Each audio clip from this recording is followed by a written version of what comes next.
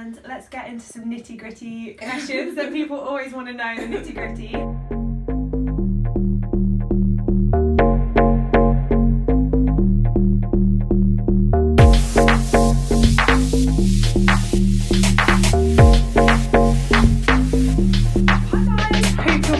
I'm so sorry that I've been so absent over the last couple of months. I've actually been moving stores and we've been redesigning, redecorating and moving lots of stuff in. So it's been pretty hectic and YouTube has most certainly been on the back burner. But today I'm actually joined by Aurore and it's the start of something that I'm going to try and do a little bit throughout my YouTubes, and that is asking people what is it like to. And Aurore actually worked in Chanel and Louis Vuitton. So Aurore, if you wouldn't mind just introducing yourself. Yeah, my name is Aurore. I come from Paris. I'm a personal stylist now, but I used to work in Louis Vuitton and Chanel in Paris. Yeah. So tell us, what was it like to work for those amazing fashion houses? I can start with Louis Vuitton because I worked one year for them. It's a huge house in France. So founded in 1854. So they have a huge DNA, especially about the travel, the spirit of travel.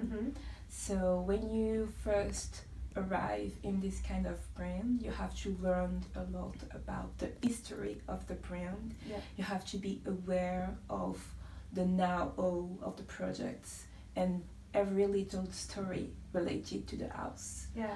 And so yeah, it's more than just sales. Yeah, more than just working in a shop. Yeah, it's more than that. You have all the story, all the background that you have to share with the customer. Yeah. It's really, really important to do that. So can you talk to us a little bit about your, if you ever had one, like your typical customer? My typical customer in France, there are a lot of international tourists. So I think it's 50% local customer and 50% international. The main strategy was events and also with the new collection. Yeah. If you receive new products in the store, limited collection, such as the collaboration with Jeff Koons, for example, or Supreme. So we just call them and tell us, okay, we have some new products in store. I think you're gonna like this one, so you can come back. Yeah, and Louis Vuitton's been quite forward-thinking with all of its collaborations, hasn't it? Yeah. Did you enjoy working on those? I really enjoy because at the beginning I thought that Louis Vuitton was just about the canvas or the classic stuff, but it's not. Yeah. Like every month or every 2 months we had something new in the store in terms of bag or in terms of ready-to-wear from Nicolas Guichier. And yes, the collaboration is like, okay, this is like a French classical brand, but we have these streetwear brands like Supreme, and the mix together is like, whoa, it was something very new in the industry. And we can see now with the new creative director is Virgil Abloh from Off-White. So we can see that this is a brand always have new things in the pocket. Yeah. Louis Vuitton, can you tell us a little bit about your time at Chanel? Yeah, my time in Chanel was very great and very intense. And I think the quality of the product is very, for me, the best. Yeah. Because they take care of each bag. And it's like a jewelry, like a pieces that you have to take care of. The way that you carry the bag. Every details I thinking. So it was great, and we have also the ready-to-wear part because it's part of the DNA of the brand. Yeah. Because yes, she started with the hat and after the ready-to-wear.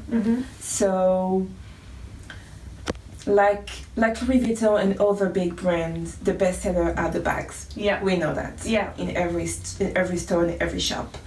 But in Chanel, we have a huge collection with the ready-to-wear. And the fun things is that for example, the 255 or the Chanel boy, you have some detail that you can find in the ready-to-wear. Yeah. So there are a link between the ready-to-wear and the bag. And it was very inspiring to see how Karl Lagerfeld tried to try to add something new to the brand, you know, Yeah. because we all know the jacket, the little black jacket or the tweed, but he tried to doing something new every season with different colors and different patterns. So it was very exciting to sell ready to wear in this kind of brand, because it's easy to sell bag, but for example dresses from Chanel, it's not the same thing. You have to be like a real stylist. Yeah, for sure. Yeah, give advice. And what's the difference between the people that are coming in to buy the bags and the people that are coming in to buy the clothing? Oh, I can tell you that for the bag, maybe it can be quick, because almost every client know about the boy on the 255, so maybe sometimes you just have to bring them the project, you don't have to sell them the project. It's very different about the ready to wear, because for most of the customer they don't know well the collection, so you have to take the time to explain them.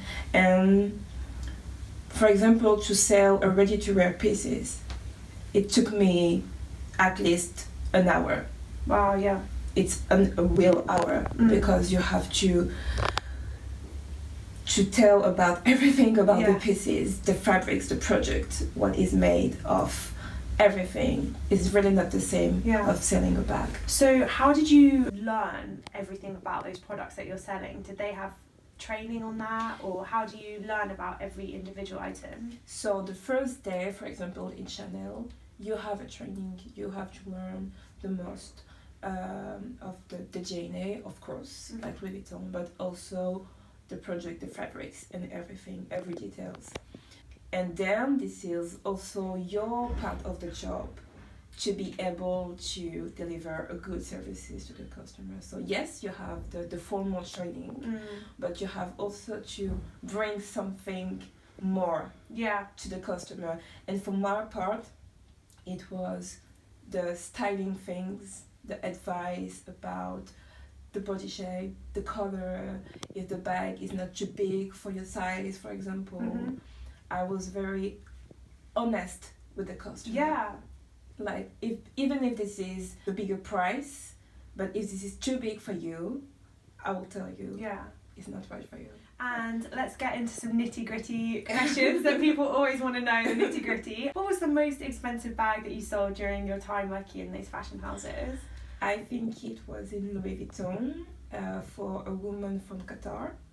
So she was looking for a crocodile, so exotic leather. And I found this green, beautiful twist on the display. And I just show her, and she was like, okay, I like the color, I like the size. So it was my biggest sales, but even my easiest sale because it's like 14,000 euro. Is that what, 1,400 or 1,400? 1,400 euro, because it was the medium size. But it was so quick for her. And another slightly difficult question: what was the worst thing about working in either of those places? I think the fact that they are famous and the project I already know about most of people. It's the kind of transaction sales. You know, just bring the project. Oh, I want the Neverfull. Oh, I want the boy. Just they show the picture, and you just have to bring the bag and show them. So I think 40 to 50% of my sale was like this. And it's a little bit frustrated because you are a sales advisor. And in this case, you just want salesperson. Not advise things. So I think it was some days you can have like 4, 5 in all the day to kind of customer. So you feel a little bit useless. I understand. Yeah. And we talk a lot about investment pieces at Timpani, so we try and encourage our clients to buy pieces that will stand the test of time. Sometimes bags can go up in value. So if you were to buy Chanel, say let's go for a Chanel and a Louis Vuitton with an investment in mind, what would you personally choose? Personally, for Louis Vuitton, I think the canvas is the best because the leather is natural, but the canvas, you can have the bag all your life. I can see customer come into the store, the bag belongs to her mother and her grandmother because the canvas is like timeless. So for example, I can say the Neverfull or the Speedy for Louis Vuitton because I think they are best sellers and they're quite I mean, obviously they are expensive, but they're accessible price points as well, so that's quite nice. They're accessible, and if you have the chance to buy it, just buy it because I think every year they raise prices. So if you can buy, you can buy. And for Chanel, I will say the boy. Yeah. Yeah. You like the boy? Yeah, the boy. It's like.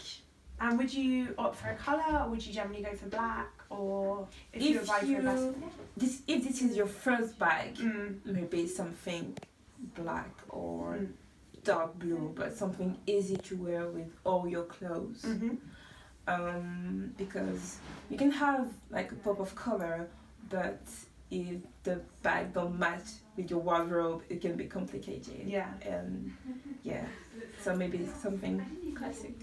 Oh, thank you so much for your time today. It's been really fun chatting. Guys, I'm going to be back next week for more chat about fashion and business. So wishing you a wonderful and safe week. Take care. Bye.